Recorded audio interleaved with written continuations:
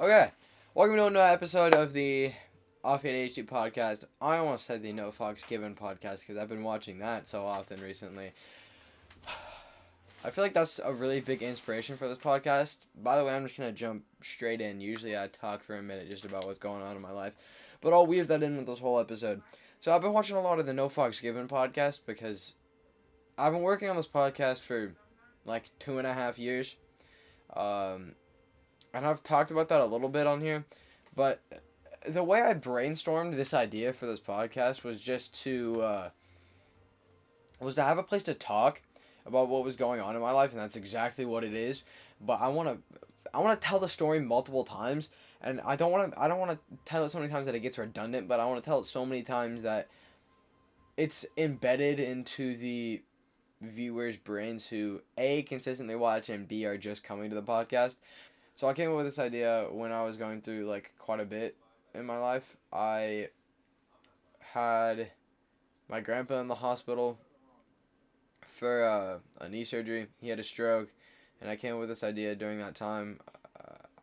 I remember thinking about it in the hospital. I was staying. I didn't stay the night in the hospital, but I was staying till 1, 2, and 3 in the morning. Because so my mom's a teacher, and my mom has the same schedule as me. Besides that, she has to go in a little bit earlier and leave a little bit later just because it's her job. And I was just going for school, so I'm in school hours, and she was a little bit before and after. So the only time that we had was at night, and we'd go at night and stay till like 2, 3 in the morning. Wake up, do it like 2 days later, and that was my schedule. Was just wake up, eat, go to school, come home for a little bit, do whatever homework I had to do, then go to the hospital and check on my grandpa. At this point, I didn't have YouTube. Well, I did, but I didn't. I was at a really like weird state. That winter was so hard for me. Like, I really don't like talking about the past, but this is really what formed me into the person that I am now. There was a lot going on with stupid relationships, and I feel like I can't go a single episode without talking about a relationship, which is the dumbest thing. I feel like so much of your life is like through a relationship, whether it's like a relationship partner, the relationship with your parents or your friends. I, when you think about it, your whole life is built off of relationships, but there's always the interconnection relationship with yourself, and I just, I don't know, I feel like I don't focus on what's going on in my head enough. I don't know, maybe, well, this is all in my head. I think about this all the time. I'm directly portraying my thoughts right now. But that winter was really really rough, and I found like philosophy in that time, and like my favorite author Alan Watts, and yo, that's literally what got me through that winter. If it wasn't for that, then I am not kidding, I would not be living right now. I usually wouldn't say something like this, but at that point my life was a living hell. Like, I would come home and I would have so much homework. Like, as a sixth grader, like I was a sixth grader at this point, I would come home, I would just have so much homework and no desire to live.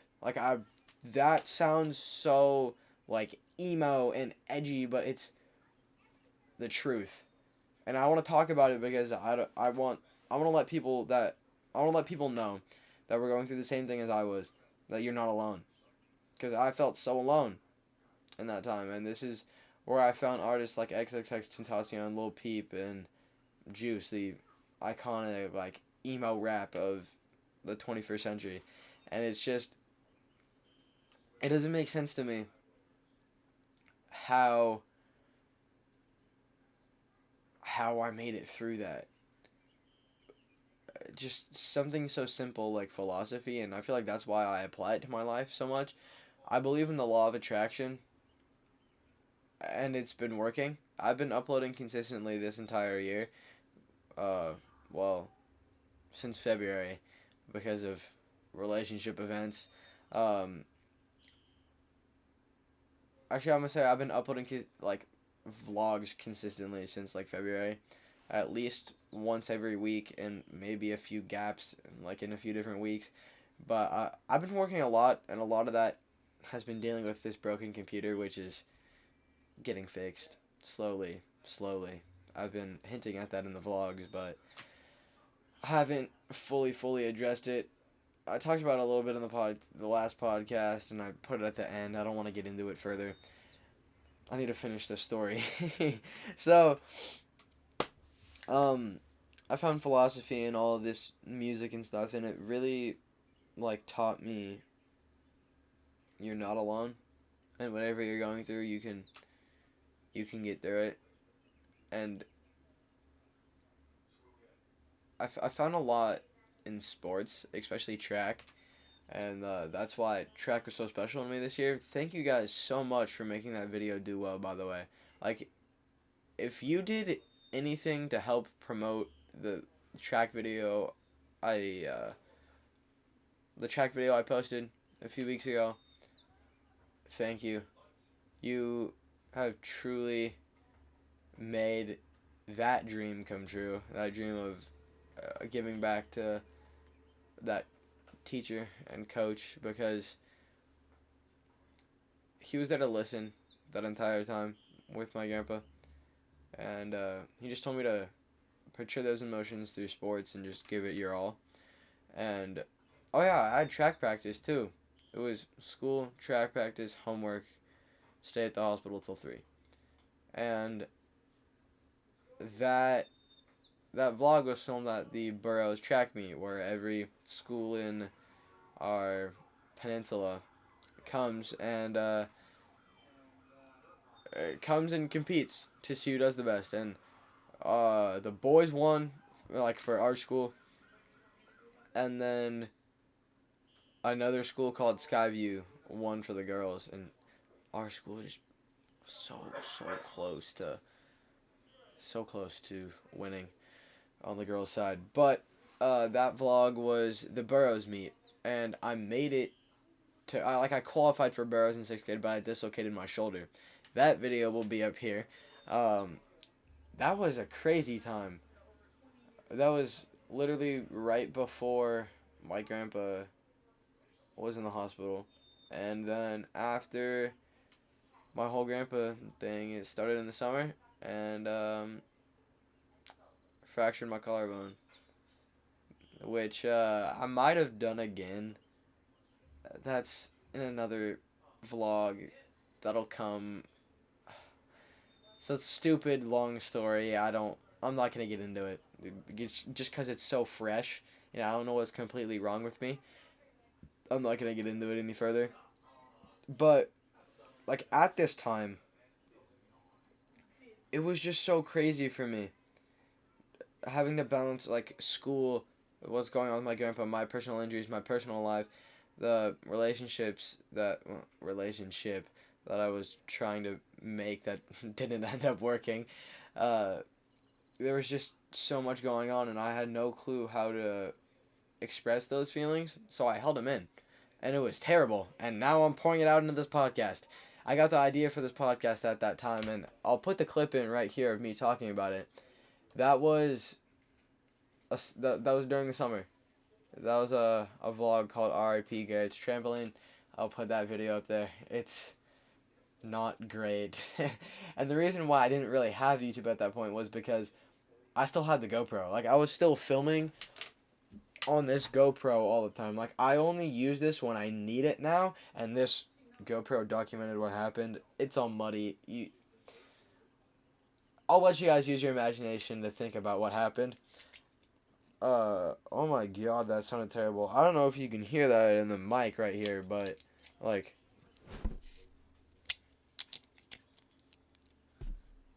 this thing's definitely broken. This is a GoPro Hero 4 Session with a battery pack. I used this to film probably 1,000 vlogs. Like, I was filming 2 and 3 vlogs a day every single day, but not posting them. Oh my god, that would have been a crazy time, because that's when daily uploading was... That's the only way you can make it, was doing daily upload. Now, if you're doing daily, you're doing too much. Like, that's why I'm personally not doing daily. I know daily does well in December, and that's why I shoot for going daily in December. But, like, always posting daily, daily, daily. So many of those YouTubers from that time that were posting daily got so burnt out from doing that it's just not part of the algorithm anymore. Like, you just can't fit in that algorithm. I mean, it's definitely more chances to blow up, and you might have a few videos, but I don't think you'll gain a consistent viewership from uh, posting daily. And that's why I'm posting 2 videos a week, is because that's what I see fits well on the algorithm right now. And I hate abiding to an algorithm when I want to portray all these creative thoughts. And I don't know if it's healthy, but whenever I like have a creative thought, I am like, I have to pull an all-nighter and just get all of it done in one night. That's what I did last night. I was up till like 3:34, and the only reason why I went to bed was because my computer was acting up. So I just shut it down and I said I'll just work on this in the morning. Woke up at 11, worked from 11 to 5. Now it's 9. In that 4-hour time frame, I ate and went to film again at the beach. And I filmed a segment that was similar to this. That'll be in another video that will be out at the end of the year. But it was just so, like, it's such a different thing than I've ever, like, experienced, uh, like, this whole YouTube thing. Because if you don't, like, if you have an idea and you don't immediately portray it, then you're either going to have, like, a bad video that's not going to do well, or someone else is going to take your video. Like, around the time when I made the video called "Letting Instagram Control My Life," or like "I Let Instagram Control My Life for a Day" or something like that, like up there, um, Eric made a video really similar, and I had that idea because I was scrolling through Instagram, and I had that idea to make that video, and then I saw Eric did it, and I was like, oh Lord. But then that led me down a rabbit hole of Eric because I knew who he was and I subscribed to him when he was doing the whole, like right after he did the, what's it called, the like save Eric thing, because I saw him all over everyone's Instagram story, uh, and that led me down a rabbit hole. Like, how can I make videos like him? Because his videos are really entertaining. How can I grow like him? And ever since I started applying these things that he's doing, I've been growing more. And it's all artificial growth too. And I have seen so many ads for different things. Like, you sign into your YouTube channel, and then it's essentially like it's like Social Blade, but it gives you artificial real growth. But it's essentially just bots that are subscribing to you, and it's a really easy way to kill your channel. I know people who have done it. Who kills your channel faster than anything? Faster than uploading terrible videos. Like, I feel like it's to a point where YouTube is, like, you can blow up for the most random things. Because you can blow up for TikTok compilations. Like, that's probably the easiest way to blow up on YouTube right now, is, like, posting TikTok compilations or re-uploading TikToks onto YouTube. It's a really easy way to blow up. It's really minimal work, too. I just feel like we had Vine, and then it transitioned to all YouTube vlogs, and then YouTube vlogs to TikTok. And now it's TikTok on YouTube, and YouTubers going to TikTok, and TikTokers going to YouTube, and all of it mixing. And it's just the weirdest space right now to be in. It's a really weird creative space. So, like, with like all of this, like, so saturated place, everyone's attention span is just going further down. Like, I was watching a video about Steezy Kane, and he was talking, it was with one of his friends, and he was talking about, like, how you don't want to become YouTube famous because you're just not going to be happy once you get there. And, like, he said, I'll compile this 1-hour conversation into 3 minutes because y'all have the attention span of an acorn. And that was the most true thing I've heard. This whole year, I've spent condensing down my videos to less than 10 minutes as much as I can, because I know 10 minutes doesn't put you in the algorithm like it used to. Like, I used to push for my videos to be 10 minutes and over because that's what used to fit in the algorithm. But when I took my gap of around like 8 to 9 months, like when my grandpa was dying, um, I don't know if I should say that. Like when my grandpa was in the hospital, that was when I took my gap. And like my whole sixth grade year was a gap besides when I had my concussion, because that's when I figured out I could work the most. And I feel like that concussion completely evolved my mindset, because it really showed me how I can work and how I can make my videos better. But I didn't apply any of it. I actually learned a lot and didn't apply any of it until the next summer. I'll get into that summer in a minute after I talk about this. So it's just such a weird creative space. And when I got the M50, I I just felt so motivated and so like empowered to film content. So that's what I did. That's all I did for like 6 months. I uploaded consistently for the longest time. I pumped out a video every single day of December in 2019. That was the most stressful month of my life. Let me explain to you why. This was my exact schedule. Wake up 6 a.m. every single day. Well, I do that every single day either way. But this is so much more work because I'm not going to bed till like 1, 2 in the morning every single day. I would try to go to bed, but I couldn't because there were so many creative ideas in my head. But I couldn't portray any of it because I was on the most restrictive time. Like, my time was so restricted with what I could do. So, I'd wake up at 6 a.m., I'd eat, then I'd go to school. Go to school till like 3, get home 3, edit what I had before, then pre-upload it, and then do homework till like midnight 1 to sometimes 3. And then my school ends for Christmas break. I'm pumping out so much content, but it wasn't very high quality content. And this is where I learned you get burnt out very, very quickly. And I feel like this is why there is almost no daily content on YouTube anymore. And if it is, it's really short videos, because that's the easiest way to not get burnt out and to do well. Because YouTube's at a state right now where it's short, really creative videos doing well. And if it's a long video, it has to be extremely creative and things punching in and out every 2 to 3 minutes. Iraq. This is how Iraq did well.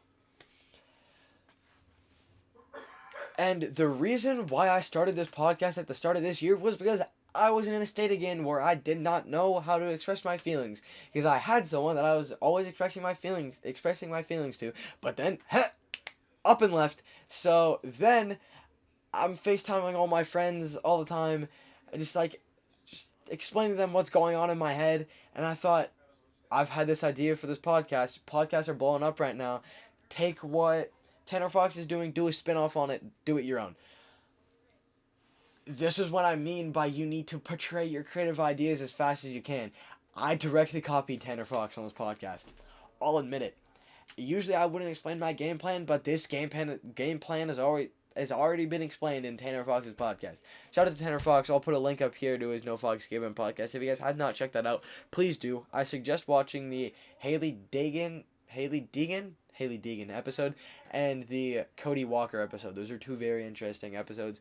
Also, just ones where it's Maverick and Tanner just going back and forth. I've watched Tanner Fox for a minute, and he was really the reason why I kind of like started YouTube. Like on this GoPro, I was really interested in like hoverboards and skateboarding and scooter and BMX, and I saw his video. It was the one with him. It was the video with him and his friend Rocco, and it was like the hoverboard video, and that got me so interested in like how I can film. And it was filmed on I think it was a Canon. Everyone used Canon T3Is with a Rokin on fisheye to film. That's what I learned very quickly. Like everyone filmed on very similar cameras. But I decided, no, I don't want to get that. I want to get a GoPro.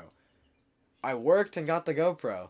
And then once I got the GoPro, I filmed on it and I was like, this isn't what I thought it was going to be. And then I pushed to get like a Canon T3i, a fisheye, and it was back and forth with my parents for like 2 years. And I had enough money, but they wouldn't let me buy it. Never let me buy it.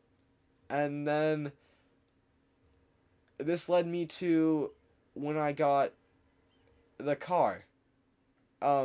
If you know, you know. I don't want to explain it any further. That's just not the time. But then they finally let me buy it this summer of 2019. And I bought an M50. I didn't buy like an ADD or a T3i, whatever I was looking at. I was looking at so many different cameras. I literally wanted to get anything I could put my hands on. I filmed on like little point and shoot cameras for the longest time. Just because it was just like the look of the GoPro that I didn't know if I liked or not. And I wish I stuck with this, because this would have pushed me so much more creatively. I didn't like the fisheye look to the point where I was putting... so in like Premiere Pro, there's like like reverses a fisheye effect. It's essentially a way of like cropping, but you warp it like in a different way, and it makes your image look terrible. And you have to like scale it manually. And if you work in Premiere, you know how horribly optimized it is. It's a terrible program, but it's just what I choose to stick with. I'm editing on a Core 2 Duo and 8 gigabytes of DDR2 RAM and editing 1080 and 4K footage on it with tons of effects and stuff. Like, this first intro I made right here, sorry if you're not watching on YouTube, you just get to hear this audio, you don't get to watch the video. But this first intro, this clip, like right here, the one it's like going diagonally, I didn't know I did that until I exported that video. Like, when I exported that intro, I didn't know I did that until it was done and exported. Like, I didn't even watch it back in Premiere because you couldn't. Like, I watched videos on how to do, like, RGB splits and zoom transitions and stuff. And, like, I learned how to do that overlay, and then I tried to do, like, some zoom effect, and then it didn't work. So, I completely taught myself how to do everything on YouTube. Through YouTube tutorials and different things. You can literally learn anything through YouTube. And I feel like this is why I've stayed on YouTube for the past 5 years. You guys haven't seen the videos from 5 years ago because they're all privated, but I used to upload like fingerboarding videos and yeah. You guys have only seen the stuff from 3 years and up, because that's when I've really been on YouTube, because that's when I felt like I could work more. I started YouTube in 5th grade, and it was on my last day of 5th grade that I filmed my first like vlog I'd put on YouTube. But I was filming every single day in my life since like 3rd grade. I filmed every single day. And it was, whether it was time lapses of the sun rising or sun setting, and just any trip I got the chance to go on, I vlogged it. And all of this stopped the summer I started uploading, because it was so hectic to film and post every single day. It got to the point where I was filming videos of me skateboarding in my lawn, just because I was so burnt out creatively and I didn't know what to do. Also because of what I was editing on and how I had no time management. But just the past 3 years of my life have been so crazy. And this leads us to now. When I put out the video on my last day, 8th grade, like, I don't remember what it was titled. Shoot. Oh, I vlogged my last day in middle school and here's how it went. Yeah. That was so, like, I'm getting chills right now thinking about it. I don't know if you guys can see it, but I'm, like, getting chills thinking about it. It put me right back into the mindset I was in at the end of 5th grade. Like, oh, I'm going to use the summer to make the best content. And now I can actually do it, because I have the tools to do it. I hate when people say gear matters, and I've said gear doesn't matter. It matters to an extent. You don't need to have a giant fancy red camera or like a Canon R5 to do any of it. You can really do it on your phone and portray your creative thoughts through your phone.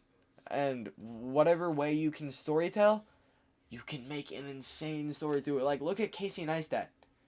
He has made some of the most insane videos just on, like, point and shoots, phones, and GoPros. But he has access to all of these big cameras and stuff. I feel like I was limited to, like, I was limited creatively because of the camera that I had, which is true to an extent. It's hard to film cinematics on a GoPro, let me tell you that. But then once you get, like, a bigger camera, it doesn't change your ideas. You're more focused on, like, a GoPro is so much more simple to film on than a giant camera.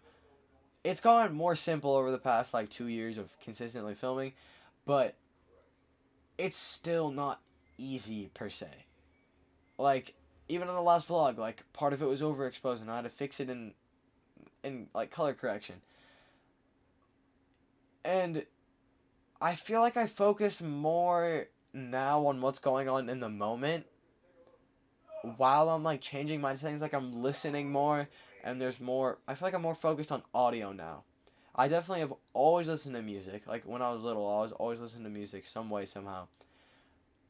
But I feel like music is now, like, an escape from all these emotions and thoughts that I'm speaking of now. And, like, to think that all of this is completely off the top of my head, like, all of this is off the dome, it really shows how much is in my brain constantly. Like, I talked about this in the last podcast a little bit. Just, like, looking at what's going on in the moment and really taking it all in. I don't make direct eye contact with the camera almost at all. This video, I feel like I'm doing well. But in my vlogs, I'm almost never looking at the camera. Well, I'm usually behind the camera. But when I'm, like, in front of the camera, when I'm holding the camera up like this, I'm usually not looking at the lens. I'm looking at the side screen or whatever my friends are doing behind the camera. And I feel like that's just part of living in the moment and growing up a little bit. And I feel like that's part of, like, one of the things I guess you could say manifest through the law of attraction is to live in the moment and always take in everything. But I feel like a lot of the time, like, especially, like, when I'm trying to go to bed or when, like, my videos aren't working correctly, I get so stuck up on the past or what's ever currently going on, but I'm not involved in it at the moment. And so much of that is relationships. And I feel like that's why I sometimes will work better by myself. Even, like, if it's, like, a friendship. Well, that's still a relationship. I'm still going to portray it as a relationship. But, I feel like I work better by myself creatively a lot. But sometimes I feel like I need other people. Like, currently what I'm working on, this project that I'm working on right now, that I can't talk about, like, all the way yet, I need people with me. Because a lot of it's centered around me. And I usually don't like making videos about me unless it's the podcast. I love doing the podcast. Because that's when I can get all my thoughts out. You can see how I kind of run circles in my head all the time because I have ran over my tracks multiple times within this one podcast.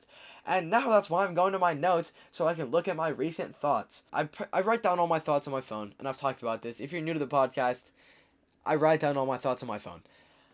I wrote this down. God damn, I love this place. But after spending a lot of time in it, you need to leave. I was in the shower and I was sitting down and I was thinking about that. I was just thinking about what my life was currently. That was like a week and a half ago. I love Alaska. And I love my town. And I love where I'm at. And I love this room and I love this house. But once you're in it so much, you need to leave. And that's what summers are for me. And this is how I got the name for this project I'm working on. I'm always out in the summer. I'm always doing something creative. I am almost never home. And when I'm home, I'm compiling all my creations into a video. Exactly like last night. When I was explaining how I was working on a video till like 3.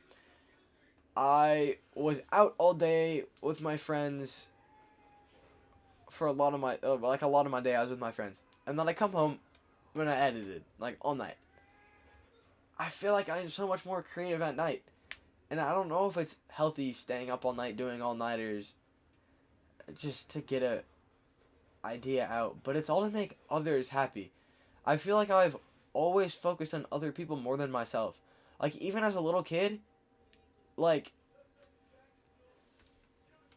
I was having a conversation about my old school because of a dream that I had. I had a dream I went back to charter school. My elementary school was a charter school. But I was having a conversation with someone about or my kindergarten class. And it unlocked a memory I kind of forgot I had. Like, I knew it happened, and me and my mom were talking about this. But like it kind of unlocked a memory I forgot I had. I was always like me and my mom were talking about anxiety, because I feel like so much of my life is like about anxiety, and that's, I feel like, what I'm talking about a lot right now. Because that gets into overthinking. Like, my anxiety is overthinking a lot of it. But like me and my mom were talking about this, like when my anxiety actually started, and we dated it all the way back to kindergarten.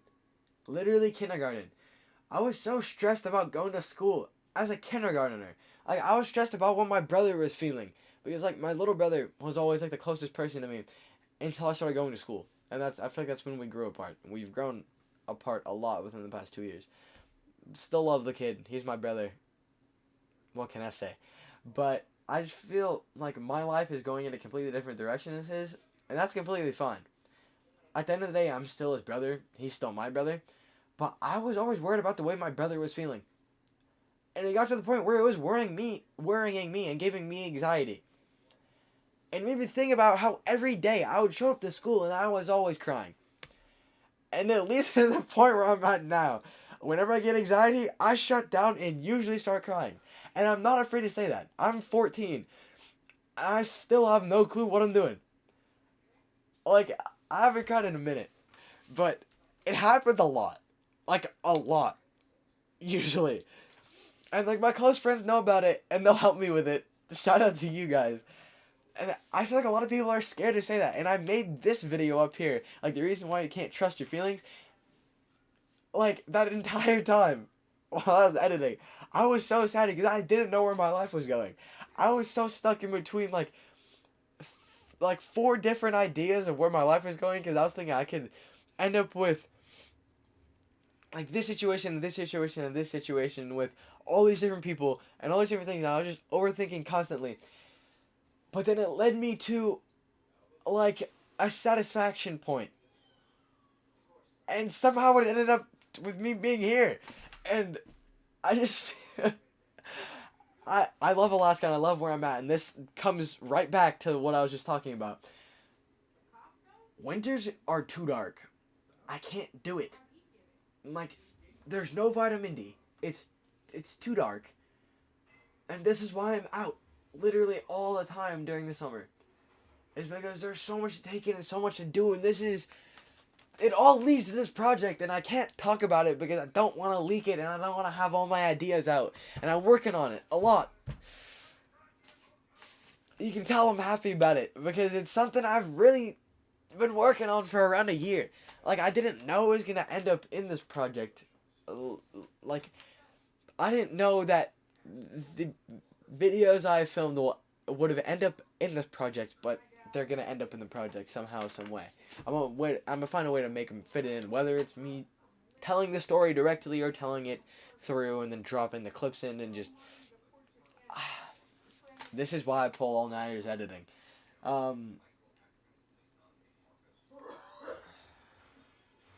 Why do they only love or hate you when you're winning? I haven't had this... I wouldn't say I'm winning in life. Like, I'm definitely better than I was before, but I'm not to the point where I want to be. I'm not to the point where I'm gonna be. Manifestation, right there. But I haven't seen a lot of it, like, recently. But this will lead into a story with the past person that kind of created this podcast. I feel like they were there for me at my, like, lowest point during my ACL thing, but then left as soon as I was at a pretty high point. Like, well, I don't know if I'd say that, because it was during the winter, and I'm not the most happy during the winter. It's definitely really, really hard for me to like pull myself together, and especially this winter, balancing myself in a relationship. I really wanted to keep this episode of the podcast away from relationships, but I can't. It's what's on my mind a lot, honestly. But um like the person's friends, once it ended, tried to do a lot. A lot to get a lot of my things taken down that don't involve the person that I was with. And it made no sense to me. It was like, why do they hate me? What did I do? I'm not the one that got cucked in the relationship, as I could say from the like last podcast. Not last podcast. Episode 3? It'll be up there. Where I was talking about this. They got one of my TikToks banned off of TikTok, and I don't know if it was them, and I don't want to like I don't know if it was for sure them, but they were commenting things on the TikTok like right as it was getting banned, so we can only assume that it was them. And I got multiple emails saying that my Instagram password was trying to be changed. I don't think that one was them, but it was a really weird coincidence that it was at the same time. That one was weird. I'm just like seeing that my TikTok got banned and then my Instagram is about to get hacked. My Instagram's good though. By the way, thank you for 500 followers. I remember when I hit 100 and I was like, what is happening? I remember when I hit 200 on the YouTube channel and I was thinking like I never thought I'd make it here. Like I literally have Snapchats where I was thinking I never thought I was going to make it here. Because honestly my goal for YouTube is to keep it for fun. Like I want to grow on it and I want to have as many I'm not I'll say it but I'll justify what I'm saying. I want to have the most amount of subscribers as I can have. Because I want to make the most amount of impact that I can have. And that's why I'm going for quality over quantity on my videos. And that's what I want to do for my subscribers. I'd rather have like 300 like really consistent viewers that watch every single one of my videos all the way through than like 1 million people who just click on my video for a little bit and then click off. Because I pour my heart and soul into every single video. And I want to make the most amount of impact.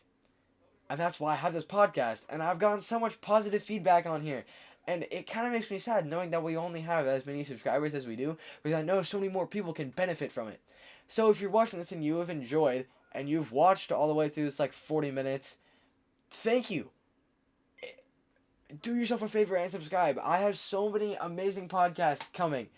If you are listening and you've listened to this point, if you're on Apple Music or not Apple Music, Apple Podcasts or Anchor or Spotify, save it to your library.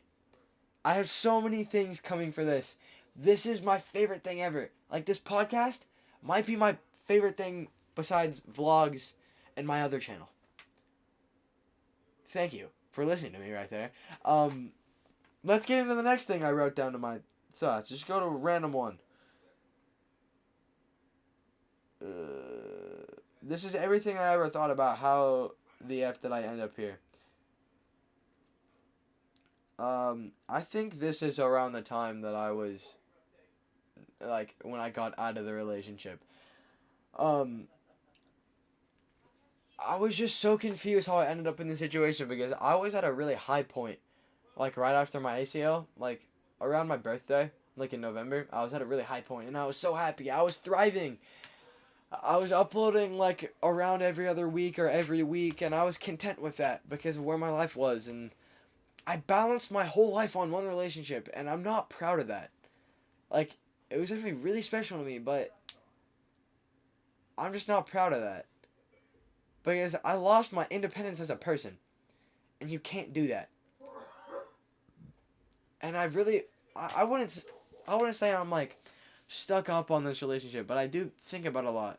think about it in a positive way, think about how I grew from it, and think about how I can change things in this next relationship to where I don't fail again. Because my biggest fear is wasted potential. I feel like I'm running over my tracks so much, but I'm just going to keep going with this. So, I think about it often. Not necessarily the person, but the way I was feeling in the relationship. Thinking about how they felt. And wondering if it was a lie and how to, like, actually decipher what was which and what's overthinking. And I don't know if I would call it overthinking. I feel like I would call it, like, proactive thinking. Like, thinking how to put myself in a better situation than I was in before. That's what I would say it is. Sometimes I can get to overthinking, but I feel like I've learned to control my thoughts a lot more after that relationship. And it's crazy how much you can learn from a book or relationship. Honestly, Audible is... This is going to sound like the biggest brand deal, but I swear I've only ever had one brand deal. Shout out to Anchor for sponsoring this podcast. That's not this episode, though. That's episode 2. So if you want to support the podcast more, go up here. Go to episode 2. Then go listen it on a streaming service, because I get a little bit of money from that. God damn, I'm already being a sellout. I need to stop. God, they just drifted that. That was terrible. That was a front-wheel drive car. Ooh, I can get into that. This camera's gonna die, so I gotta speak fast on this. But, I'd call it proactive thinking, because I feel like I've learned how to control my thoughts a lot more from this. And I don't know what they have gained from it, but I know that definitely where I'm headed in life and where I'm going, that's all in the past. And I feel like I've manifested myself to this point so much. And that sounds so dumb. Like, I've only had one or two teachers ever listen to me talk about, like, philosophy. And one of them was my language arts teacher, who I had a lot of trouble with before. Shout out to you if you're watching this. If you've made it to this point, respect for you. I'm pretty sure you have ADHD too. So, it makes sense how you could listen all the way to this point. But, like, whenever I'm in a classroom setting, I don't feel like I'm thinking about, like, the law of attraction or how I can make the most out of my situation, because I'm thinking about how can I get out of here so then I can go do other creative things, so I can then think about that. So I guess in a way it's like a roundabout way of thinking, but, like, I feel like I can portray my thoughts in a classroom better if it's in the right situation. And I was having a talk about philosophy with a whole classroom in my language arts class. And I remember, like, seeing in the corner of my eye someone trying to make eye contact with me, but I had to make eye contact with the teacher. And it made me think, like, what is this person thinking in their head? And that's how I subconsciously, like, led the philosophy to, was thinking about the way other people think. And it was just a really weird way of doing it. And I feel like that's kind of the point where I ended up thinking about that person a lot. And I'm going to end this part here because I don't want to talk about them. But it's just so heavily involved with, like, philosophy and the law of attraction and the way everything links. And I didn't think I was going to end up here. So this is another roundabout way of linking to what I was just talking about. How did I end up here? It's just, I took a negative and turned it into a positive, and that's how I ended up with that sign, speed limit 999. Like, I just feel like through all of this YouTube stuff and God's plan, really, I can turn almost any negative situation into a positive, and I can teach people other lessons through that, like through YouTube. And that's why I want to have the most amount of successes I can do, because I want to have people learn from my mistakes, because I don't want people to go through the things that I've been through, because then they're going to end up like this. They're going to end up talking to themselves at 10 p.m. on a Monday night. Then uploading it to the internet. While their camera's dying and it's out of focus. I'll catch you guys once this battery is done charging. Okay, so I started listening to the book, The Subtle Art to Not Giving a Fuck. And it really sparked a thought process in me that I forgot I had. And that's not giving a fuck. Because I feel like I didn't give a fuck about it so much to the point where I forgot I had it until I listened to that book. So the first, like, 2 chapters talks about, like, how so much of our life at the moment is looking at what other people have and then thinking about what you don't have.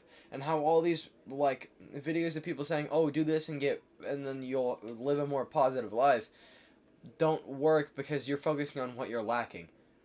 And the way to actually be happy is to stop giving a fuck. And the way that he explains it in the book is like that, like your grandpa that used to work on a farm, he'd wake up and be like, oh, I feel terrible, who gives a fuck, go back to go raking hay. And that made me think about kind of what YouTube is. And like, I woke up today at 10, and then I fell asleep again, and then woke up at 11. I was like, oh, it's 11, I need to go, I need to do this, I need to do all that. And I got, like, so stressed in my head, and then I sit down on my desk, and I was like, oh, I get to edit. Let's go. And it made me think, like, why did I care about what was just happening when I just needed to do this? So, like, in a roundabout way, I knew I had it, but it wasn't, like, I wasn't consciously thinking, oh, I need to stop giving a fuck about this. I just didn't really care. I was only focusing on getting to the main thing, which was to edit and to get my video up. So, leading into what I was, like, fully thinking about while listening to it, I was thinking about where my life was at, like, 2 years ago. Thinking about, oh, I need to have this camera. I need to make this person happy. I need to do this and need to do that to deem myself as successful. And I've caught myself thinking and saying things similar to that. Like, the other day I said something to Bobby, and I said, I deem myself successful when I have a photo of me and a girl, like a Polaroid of me and a girl in my wallet. And that was just me messing around, but then it genuinely got me to thinking about what I said. And it made me think, like, why do I, like, what is the point in chasing a relationship? And I feel like I have done that a lot, but the situation I'm in now, I'm nowhere near that. I'm just letting whatever happens happen. And he was also, like, in the book, he was also talking about, like, you get anxiety about your anxiety and you're overthinking about overthinking, and then it's just like, fuck you, I'll take a punch. And it made me think about that, because I've had that so many times, and it kind of made me wonder, like, where did all that go? Because I haven't had something like that happen in a while. And I just realized that I subconsciously stopped giving a fuck. I feel like that's just what God had me do. And it's a weird feeling. Because obviously I still do give a fuck about a lot of things. Probably too many things, even at that.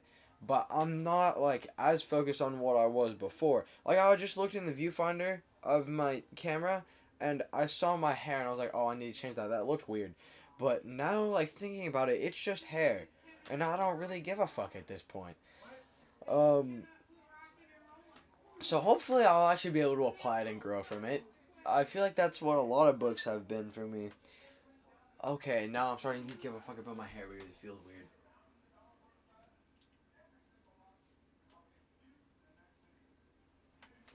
Okay, hopefully this won't happen again. Hopefully I'll actually apply what he was talking about into my life. I'm all about that, and I don't know why you guys are listening, because I was just telling you guys how to not give a fuck briefly. But thank you if you're still watching. I appreciate it. It's just so much to take in with all the current things, because I'm currently learning a lot about myself and the people around me just because of all the things that I'm doing in my life. And, like, I feel like I've gotten a lot of different, like, I don't like a lot of attention. And I feel like this drone has brought a lot of attention to me. And I don't know how I feel about it. Because really, it's just a controller that connects to your phone that gives a GPS signal to 4 motors and a camera. But there's something so fascinating, like, that fascinates me about it and what fascinates a lot of other people about it. And really, when you think about it, all social media is a highlight reel that gets you attention. And I feel like a lot of, especially people like on TikTok, who are just like dancing for views or making like story time videos or whatever, I feel like they're not acknowledging things like that. That really, all it is just like, what did I just say? What was I talking about?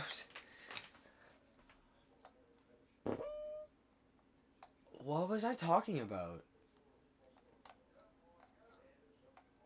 Oh, like, especially people like on TikTok who are just like dancing reviews. I feel like they don't notice that it's like just kind of a highlight reel, because I don't know if you could necessarily call that part a highlight reel. I guess they're good at dancing, so it's highlighting that they're good at dancing.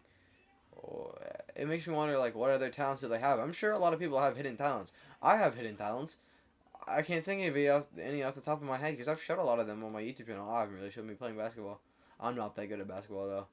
Like, I've had people tell me like, "Oh, you're really good. You can make JV. You can make varsity." It's like, hopefully, but if I do, just gonna figure out a way to make it there, because it's really just.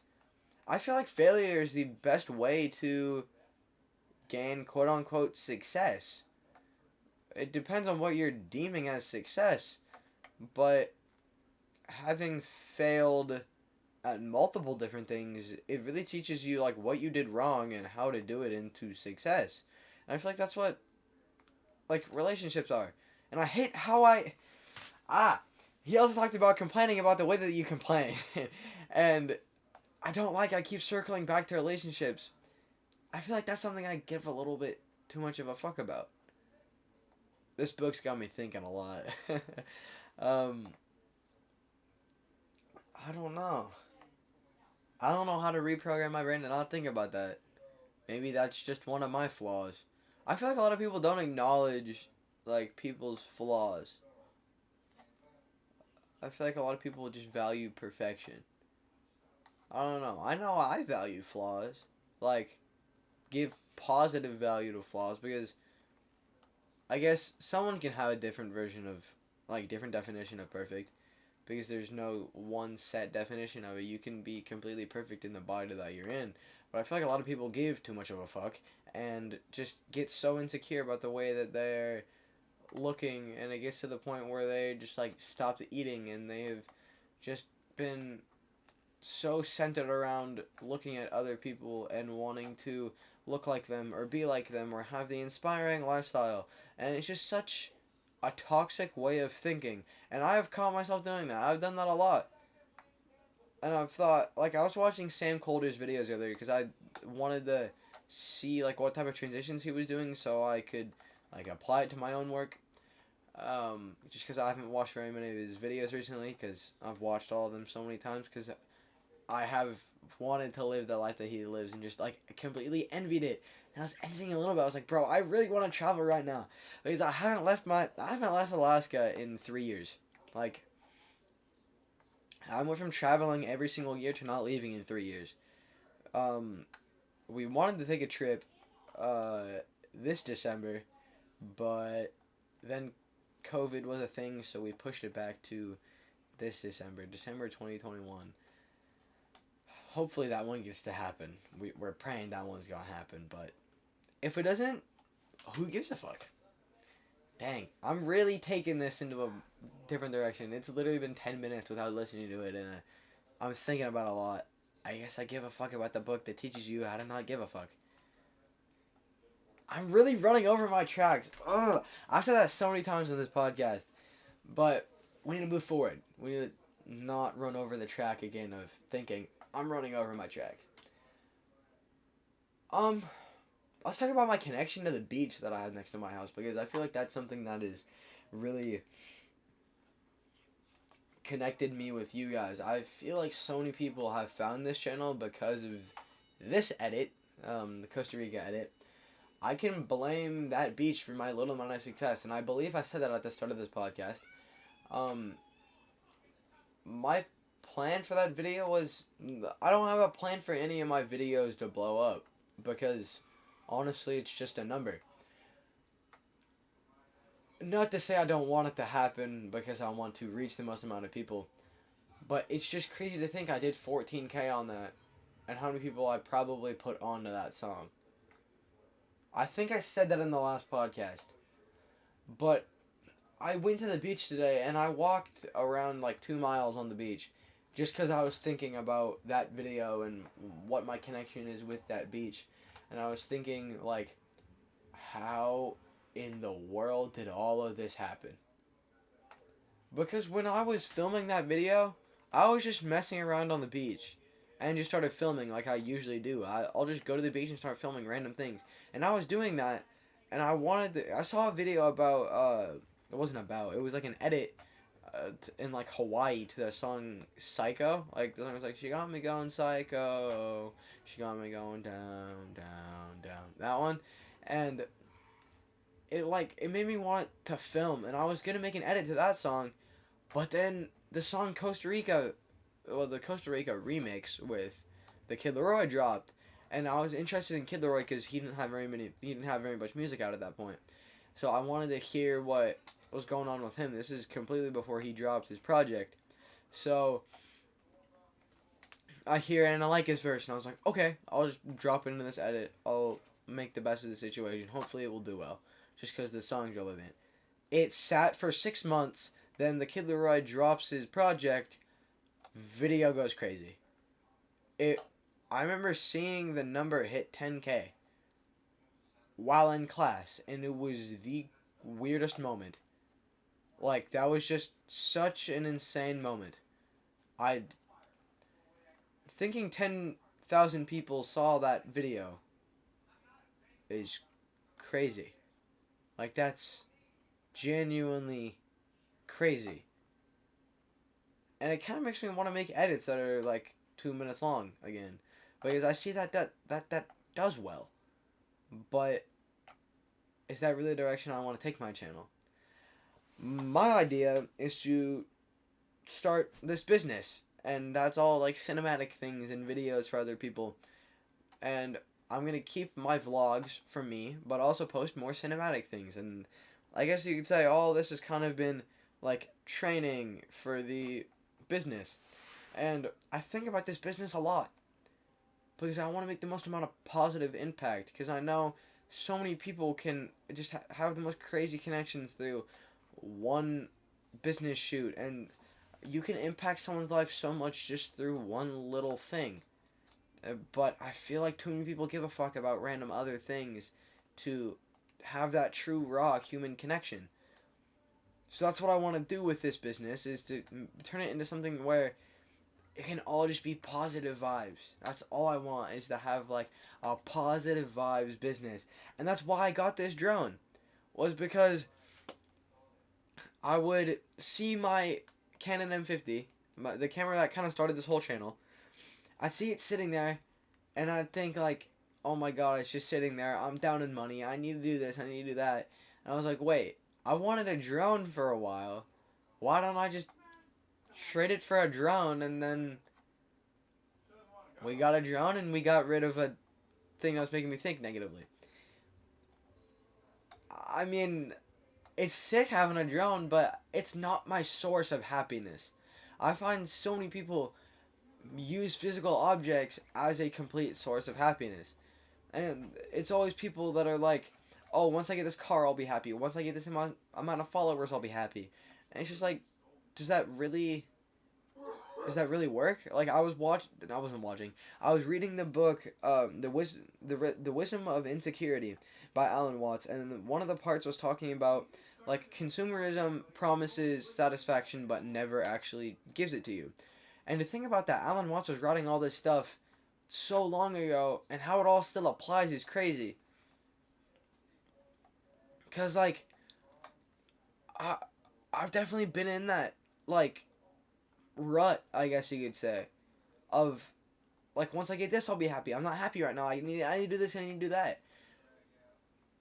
The only thing that you can do is stop caring that you're not happy and just live in your moment, and then you just have the you have eternal happiness.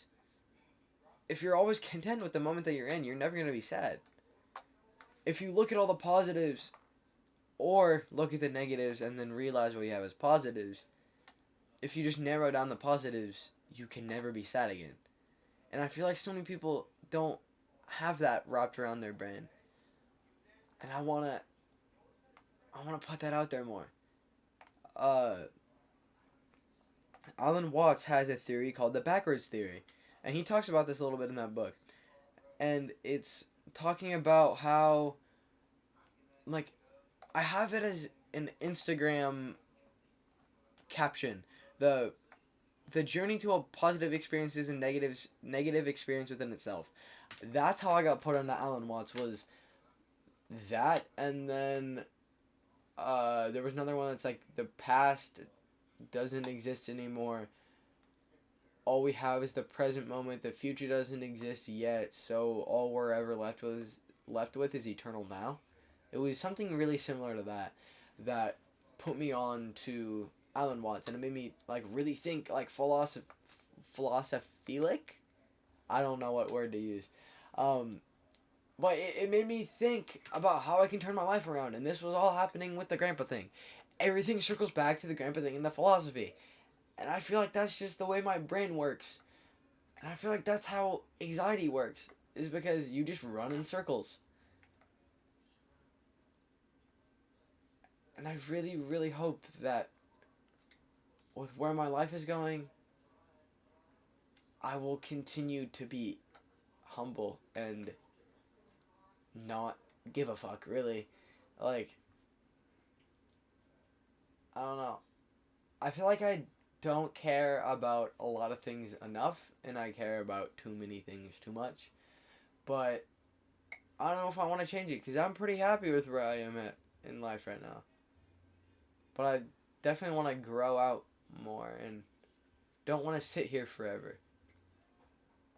Because what's the fun in that? Like, if you're young, you can work and live all your positive moments, but you just have to learn how to balance work and having the fun times, because when you're old, you miss out. I don't know. That's just my thought. So let's take one more thing from my notes and then close out this episode. This is the longest episode that we've had.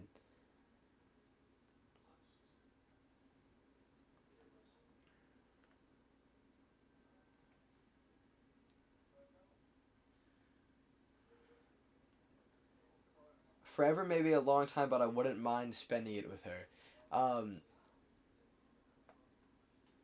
Dang, no, I don't want to use that one.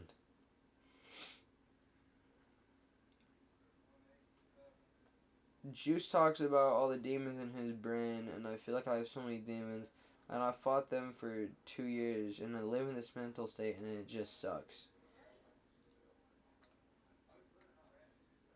Dang.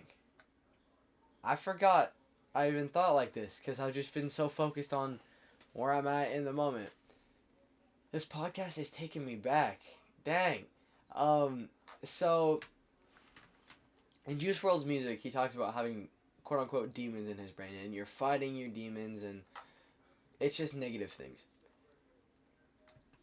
And this proves that manifestation is real, because if you are thinking in a negative way, negative things are going to happen. If you're thinking in a positive way, positive things are going to be happening. So, I feel like this is how Juice came up with the concept 999, which I apply to my life every single day. And I know that sounds so cliche and stupid, but it's genuinely true. Like, once I heard about 999 and turning negative things into a positive, I thought about how in the world can I apply that to my life, and I started applying it to my life, and it was just, it felt unreal to think about, like, whoa, there's really positive in every single situation. I was just talking about that. Like, if you narrow down your negatives and then look at where your positives are, if you look at the positives first and then look at your negatives, you can really narrow down what's positive and negative. But if you think it, if you choose to think in an optimistic way, you're gonna look at the positive. If you choose to think in a pessimistic way, you're gonna look at the negative. This genuinely proves that there is no one way to look at your life and have all of it be positive. There's always going to be things you dub as negative, unless you are just completely content with where you are in your life. And you can create your own reality through manifestations and optimistic thinking. And I am living proof of that. I'll talk about this further in another podcast because I know it will always narrow down to this and probably relationships. So if you made it to this point, thank you for listening to me ramble on about a book and what's going on in my head. Yeah, if you made it to this point of the video or in the audio, thank you so much for listening and watching. I'll catch you guys in the next episode, which hopefully will have a guest in it, pushing to have another guest because it's been a minute since we've had one. I'll talk to you guys later. Peace out.